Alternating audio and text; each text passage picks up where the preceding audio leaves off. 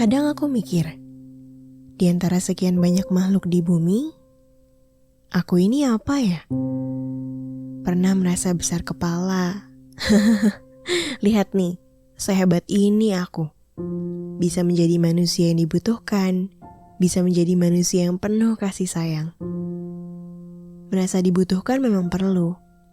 Sayangnya, jika rasa merasa dibutuhkan membuat aku merasa menjadi anak yang tidak sadar diri, bayangan saat diriku menjadi besar kepala ternyata amat menyebalkan.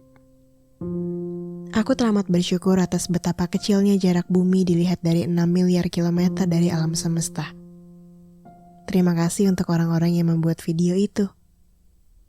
Dari situ aku melihat betapa tidak terlihatnya aku, betapa tidak berartinya kebanggaan dan kesombongan diri yang aku miliki di bumi.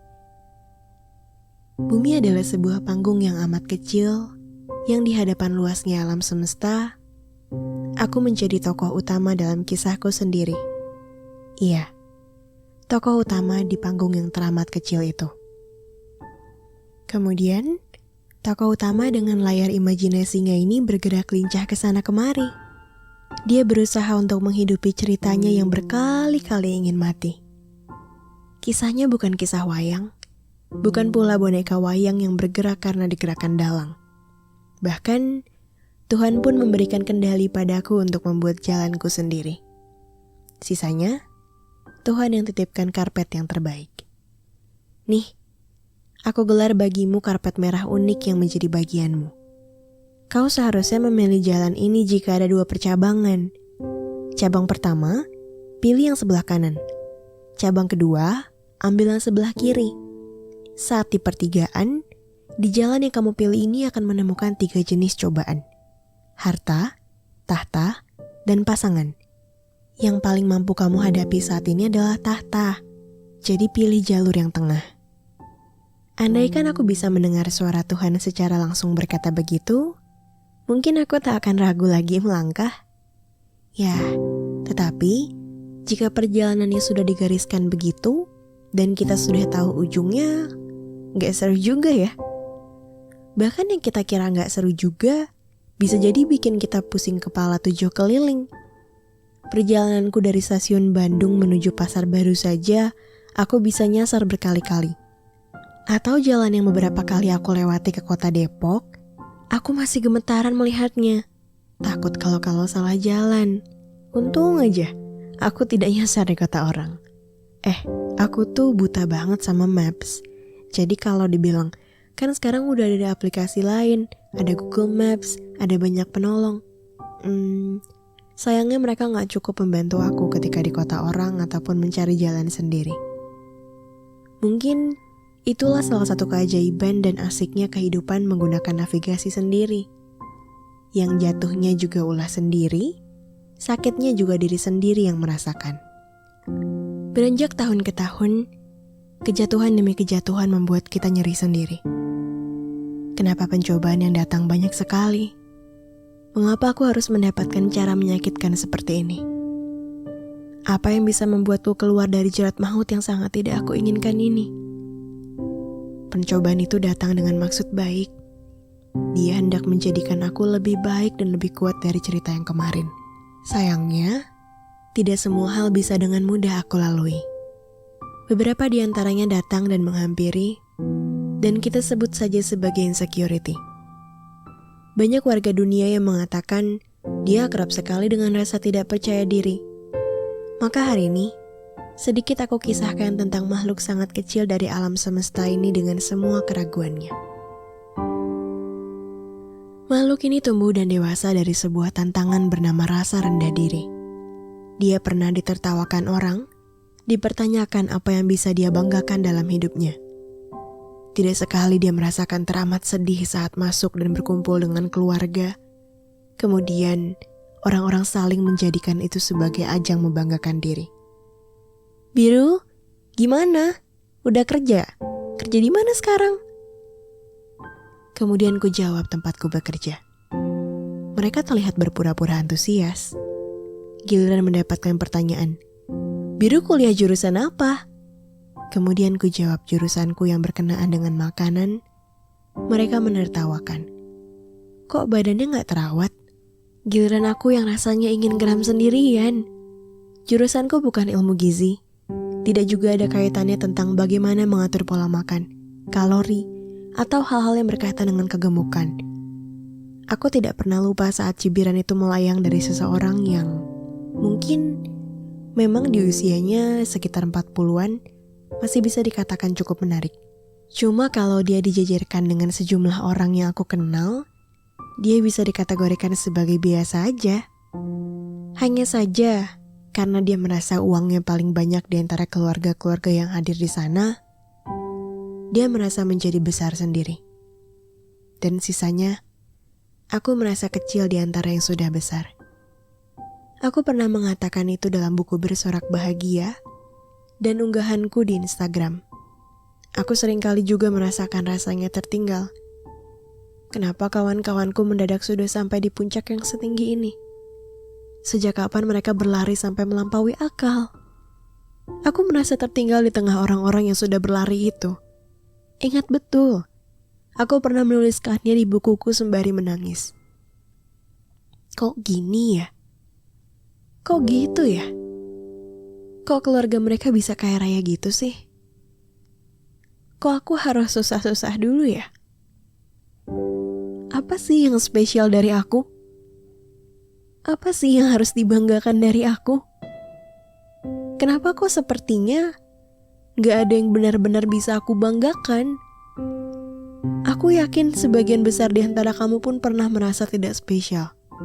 Sesungguhnya, dalam buku Nunci, aturan saat kita merasa diri kita tidak merasakan spesial itu berguna untuk membuat kita tidak mudah membawa hati kepada perasaan-perasaan yang tidak baik, yang membuat kita gak mudah dengan baper. Tapi, di sisi ketika aku merasa aku gak berguna, aku gak spesial, gak ada yang bisa aku banggakan, yang bisa aku lakukan adalah aku menangis. Menangis sepuas-puasnya, karena aku merasa aku memang gak cukup layak untuk membanggakan diriku atas apapun. Apa sih yang benar-benar aku bisa? Aku meraung dan menjerit.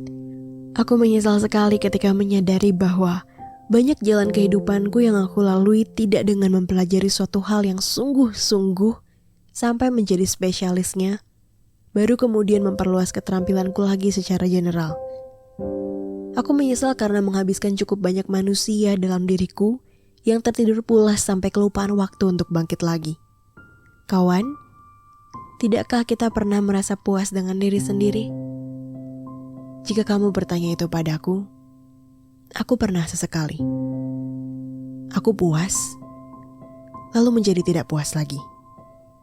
Aku bangga, kemudian merasa tidak bangga lagi. Persoalan kita lagi-lagi. Ya ampun, aku sampai bosan. Kita selalu melihat ke arah orang lain, sehingga merasa diri kita tidak ada apa-apanya. Suatu waktu, ketika aku sedang putus cinta, ya, ini sepertinya kali pertama aku menceritakannya. Dan kamulah, para pendengarku, yang mengetahui alasannya. Kalian yang menjadi orang pertama yang tahu alasan aku berpisah dengan seseorang yang sangat aku sayangi. Aku berpisah dengan seseorang karena dia merendahkanku dan keluargaku.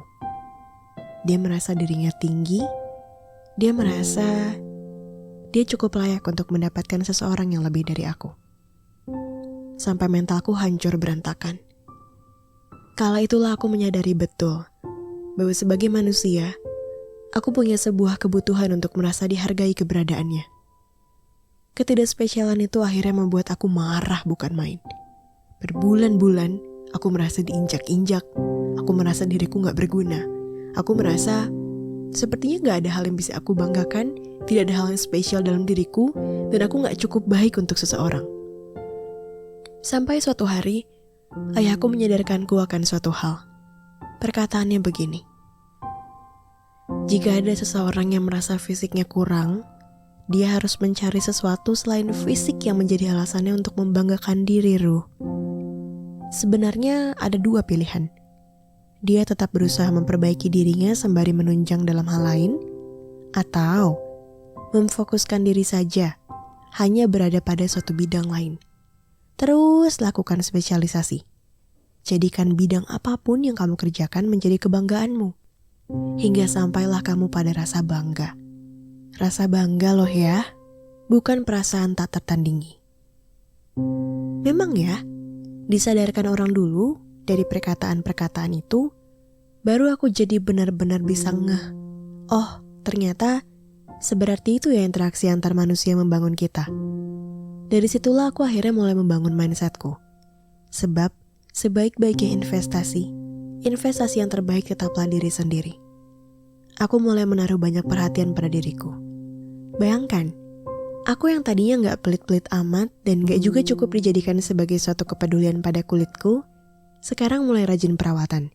Hey, seumur-umur, aku gak pernah kepikiran mau mencobai nail art atau extension bulu mata. Sekarang aku bahkan mencobanya. Aku tidak tahu apa itu pico laser, sampai akhirnya aku merasakan rasanya bau-bau gosong sembari di treatment. Aku juga tidak tahu rasanya menggunakan alat-alat mahal dengan melakukan investasi pada diriku sendiri. Sekarang, aku mencobanya. Aku juga tidak terpikirkan untuk menabung banyak buku dalam rumahku. Sampai akhirnya mereka menggunung dengan sendirinya.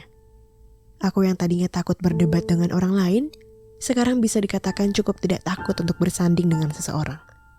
Membicarakan perspektifnya dan perspektifku, ayo kita satukan atau tetap berdiri dengan pendapat yang berbeda. Tidak apa, tidak ada yang salah, tidak ada juga yang benar. Atau bahkan keduanya disatukan dengan perspektif salah satunya. Rasa tidak percaya diriku perlahan memudar. Segi fisik, aku mulai pedulikan. Segi pikiran, aku perhatikan. Sekarang, segi jiwa. Aku senang mendengar afirmasi-afirmasi positif. Aku juga mulai membagikan afirmasi positif itu di TikTokku.